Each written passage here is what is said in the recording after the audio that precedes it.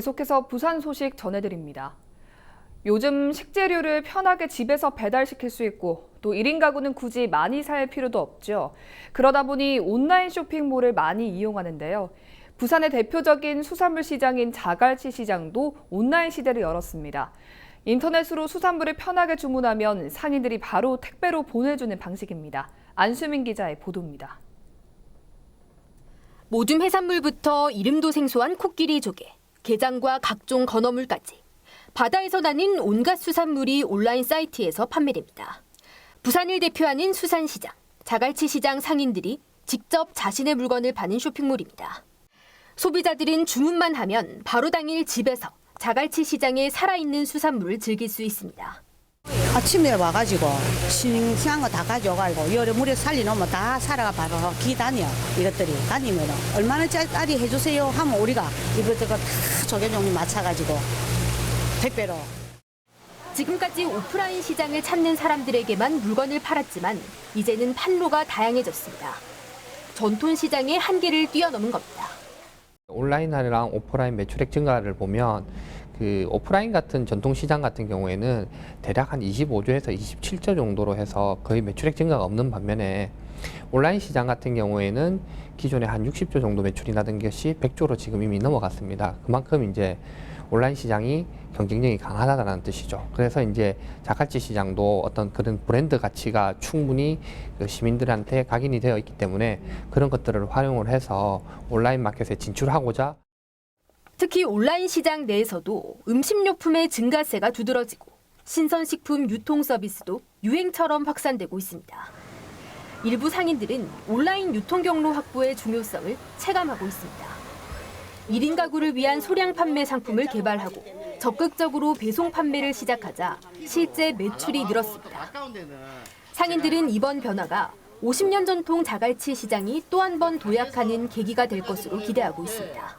온라인에 신경을 쓰면서 온라인 매출이 오히려 한 1.5배 정도 올라서 자갈치 시장에만 이렇게 국한될 게 아니라 어르신들이 자갈치 시장을 이렇게 만들어 놨으니까 자갈치를 이렇게 좀 뻗어나갈 수 있도록 저희들이 이렇게 좀 해야 될 책임감을 좀 가져야 될 것 같아요. 우리 3세대, 2세, 3세들. 문제는 사업 종료 이후 온라인몰의 지속 가능 여부입니다. 사업단은 지속성을 높이기 위해 전문적인 위탁 운영사를 선정하고 운영기금을 모으는 등의 방안을 추진하고 있습니다. 헬로티비 뉴스 안수민입니다. 지난 29일 오후 1시쯤 해운대구에서 30대 여성 A씨가 숨진 채 발견됐습니다. 월세를 받기 위해 찾아온 집주인이 숨져 있는 A씨를 발견했는데 A씨의 시신은 이미 부패가 진행 중이었습니다. 거만이는 A씨가 숨진 지 40여일가량 지난 것으로 추정했습니다. 경찰은 문이 잠겨 있고 누군가 드나든 흔적이 없는 점으로 미뤄 범죄 가능성은 없는 것으로 보고 정확한 사망 경위를 밝혀내기 위해 국가수에 부검을 의뢰할 예정입니다. 병든 아내를 보살펴오던 70대 A씨가 아내를 목 졸라 살해한 혐의로 경찰에 검거됐습니다. 부산진경찰서에 따르면 지난 29일 오후 사람이 숨졌다는 신고를 받고 출동해 조사하는 과정에서 목이 졸린 흔적을 발견해 A씨를 추궁한 끝에 자백을 받았다고 밝혔습니다. A씨는 20년 동안 암 투병 생활을 하고 있는 아내의 간호가 힘들고 자식에게도 부담을 지우고 싶지 않아 범행을 저질렀다고 진술했습니다.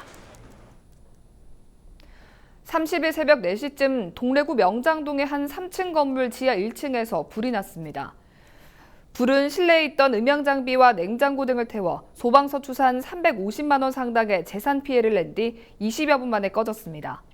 소방당국은 정확한 화재 원인을 밝혀내기 위해 합동 감식을 실시할 예정입니다. 영도구 남항동 청년회가 광복절을 기념하기 위해 영도대교 태극기 달기 행사를 열었습니다. 남항동 청년회는 지난 2015년 광복 70주년을 기념하며 태극기 달기 행사를 시작했는데 올해로 5년째입니다. 올해는 특히 기존의 태극기에 더해 국가보훈처가 선정한 올해의 독립운동가 12명의 얼굴을 함께 프린팅한 태극기를 달아 의미를 더했습니다. 반일 감정을 좀 대두되고 있는 상황에서 저희 독립운동가분들 12인을 선정을 하게 되었습니다. 애국심을 가지고 또 나라를 되찾는 광복절을 되새기면서 우리 광복 독립운동가 분들의 또 한 번 더 생각하게 되는 계기가 되지 않을까 싶어서 그렇게 진행하게 되었습니다. 의료 봉사단체인 그린닥터스의 청소년 봉사단 주니어 그린닥터스가 해안가 정화 활동을 펼쳤습니다. 부산 지역 중고등학생들로 구성된 봉사단 40여 명은 남구 백운포 일대에 버려진 쓰레기를 줍고 무분별하게 그려진 낙서를 지우는 등 깨끗한 부산을 만드는 데 힘을 보탰습니다. 또 이날 청소년들은 해군작전 사령부를 찾아 부대를 견학하고 군함 승선 체험도 했습니다. 부산시가 공원 일몰제로 인한 난개발을 막기 위해 관련 조례를 개정해 도시공원으로 돼 있는 사유지를 빌리는 임차공원 제도를 도입하기로 했습니다. 내년 7월 공원 일몰제가 적용되면 해당 지주는 재산세를 내야 하는데 부산시는 토지 소유주와 임차 계약을 체결한 뒤 임차료를 내지 않는 대신 지주에게 세금 혜택을 준다는 계획입니다. 토지 소유주와 임차 계약을 맺으면 해당 부지는 일몰제 대상에서 제외됩니다. 부산시는 시내공원 90곳 가운데 지주와 협의할 수 있는 곳을 우선 선발해 임차 계약을 추진하기로 하고 최근 영도구 함직골공원과 남구 이기대공원의 일부 땅을 보유한 모 사립대학과 대기업 문화재단에 논의를 제안했습니다. 오거돈 부산시장은 30일 자신의 부인이 개인 일정에 관용차를 사용했다는 논란에 대해 사과했습니다. 오 시장은 자신의 SNS에 올린 입장문에서 높아진 시민 기준에 맞지 않은 일로 심려를 끼쳐드려 사과드린다며 시장이 참석하지 못하는 행사에 부인이 대신 참석하는 경우가 종종 있는데 공식 행사 이후 사적인 일정에 시민과 다른 대우를 받아서는 안 되는 것이었다고 말했습니다. 오 시장은 앞으로 불가피한 경우가 아니면 부인의 공적 활동을 자제하고 관용차 등의 지원도 받지 않도록 조치하겠다고 밝혔습니다. 오는 9월 3일부터 부산과 일본 삿포로를 오가는 대한항공 노선 운항이 중단됩니다. 대한항공은 현재 부산 삿포로 노선은 화목 토요일 주 3회 운항 중이지만 그동안 이 구간 노선이 공급 과잉으로 경쟁이 심화됐고 최근 일본 여행객의 감소로 운항을 당분간 중단하기로 결정했습니다. 기존에 해당 노선을 예약한 승객은 인천에서 삿포로 노선으로 대체 예약이 가능하도록 할 계획입니다. 에어부산과 티웨이 항공, 이스타 항공 등 저비용 항공사들은 잇따라 일본 노선 운항을 축소, 중단하고 있습니다. 부산시는 2023년 7월에 열리는 여자 월드컵을 유치하기 위해 조만간 대한축구협회 개최도시 참여 의향서를 낼 계획이라고 밝혔습니다. 시는 부산이 축구 관련 인프라가 잘 갖춰져 있고 여자 월드컵이라는 행사가 한 도시에서만 열리는 것이 아니기 때문에 월드컵 유치에 나선다고 설명했습니다. 부산 외에도 제주와 대구, 광주, 경기도 등이 여자 월드컵 유치에 나설 전망입니다. 축구협회는 신청도시 가운데 6곳을 선정해 국제축구연맹에 제출할 예정이며 최종 개최 국가는 내년 3월 결정됩니다. 7월 31일 기상정보입니다. 31일 수요일 부산 지역 아침 최저 기온 25도, 낮 최고 기온 32도 예상됩니다. 부산은 폭염주의보가 내려져 매우 덥겠습니다. 전국 날씨입니다. 중부지방과 충청, 강원, 경북 내륙 지역에는 비가 내리겠고요. 남부지방은 맑겠지만 곳에 따라 소나기가 내리는 곳도 있겠습니다. 바다 날씨입니다. 해상은 맑은 가운데 동해 먼바다에서 바람이 강하게 불고 물결도 높게 일겠습니다. 주간 날씨입니다.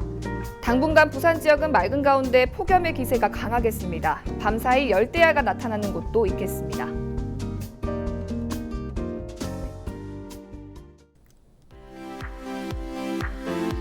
우리 지역 인사동정입니다. 오거돈 부산시장은 31일 오전 10시 30분 부산 글로벌 테크 비즈센터 개관식에 참석합니다. 김철훈 영도구청장은 오전 10시 원코리아 패스로드 2019 통일 대장적에 참석합니다. 홍순원 해운대구청장은 오후 2시 부일경 동남권 관문공항 정책 투어에 나섭니다.